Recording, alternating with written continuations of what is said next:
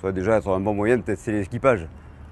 Donc, et a priori, oui, le bateau, puisque le bateau va être mené à 100% de ses possibilités. Et ça va nous permettre effectivement de voir où on en est par rapport à la concurrence, qui est sévère, puisqu'on a les 6 derniers bateaux de la flotte IMOCA. Donc des bons bateaux forcément, avec des bons marins et bateaux bien préparés, qui ont beaucoup navigué cet hiver. Et puis nous, on doit être pas mal aussi, du moins on l'espère. On a surtout envie d'avoir de la bonne humeur à bord. Ça, c'est le premier critère de choix. En plus, on avait évidemment, il y a énormément de gens compétents qui ont envie de naviguer avec Groupe Bell. Et donc, on n'avait que l'embarras du choix, ça a été difficile. Mais c'est vrai qu'on avait quelques envies aussi. On avait passé un peu de temps ici à Barcelone avec les Espagnols. On avait bien sympathisé avec l'équipe d'Estrella Damm il y a 2 ans sur la Barcelona World Race.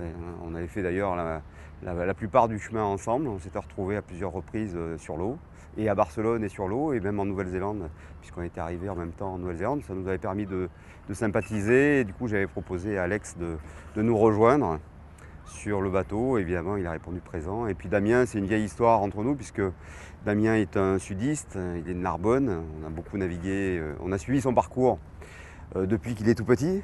Moi, j'ai navigué quelques fois avec lui, notamment sur le Tour de France à la voile. Et puis on avait envie de naviguer une nouvelle fois ensemble. Et puis bon, c'est vrai que là, son emploi du temps lui permettait de se dégager. Et cette année, il ne fait pas de match race. Donc c'était l'occasion pour qu'il vienne sur le bateau. Voilà. Au niveau météo, il y a énormément de choses, il y a beaucoup de caps, beaucoup d'effets locaux, des effets qu'on ne connaît pas, il y a beaucoup d'aléas. Il y aura du mauvais temps, il y aura de la pétole, il y aura beaucoup de choses, beaucoup de changements de voile. On voit un petit peu aujourd'hui les fichiers météo qui changent toutes les 6 heures.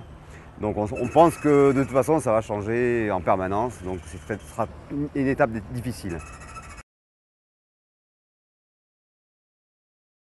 On ne sait pas exactement à quelle sauce on va être mangé, mais on peut s'attendre effectivement à un parcours compliqué en termes de météo, parce que c'est un parcours finalement assez court avec des contraintes de passage d'île par exemple. Donc les options ne seront pas nombreuses et on sera sûrement obligé de subir un petit peu la météo.